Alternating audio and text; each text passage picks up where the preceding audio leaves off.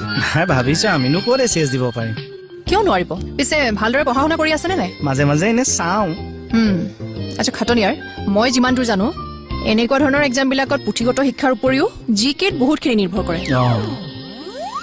জিকেৰ ওপৰত নিৰ্ভৰ কৰে বুলি ক'লে জিকেটো কোনে কয় সচিবালয়ত কাম কৰা ঘনশ্যাম কলিতাৰ কথা ক'লে নে কিবা আকৌ কি হ'ল খাটনিয়াৰ নাই নাই মেডাম এই ইণ্টাৰভিউ ডিউটি বা ইণ্টাৰভিউ আগত যদি আমি জিকেক লগ কৰি দিওঁ তেতিয়া সুবিধাটো বেছি নে কিবা মানে সচিবালয়ৰ যে ঘনশ্যাম তেখেতে এতিয়া হেৰি নকৰে জানো কাৰ কথা কৈ আছে আপুনি জিকে বুলি যে ক'লে ঘনশ্যাম কলিতা নহয় জানো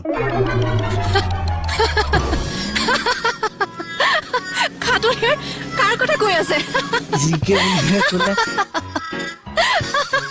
খাটনিয়াৰ মই জেনেৰেল নলেজৰ কথা কৈ আছিলো জিকে জেনেৰেল নলেজ মই ভাইজনলৈ বেয়া যাব লাগিব এনেকে কোনোবাই নাজানাকে সুধি দিব লাগে হয় দে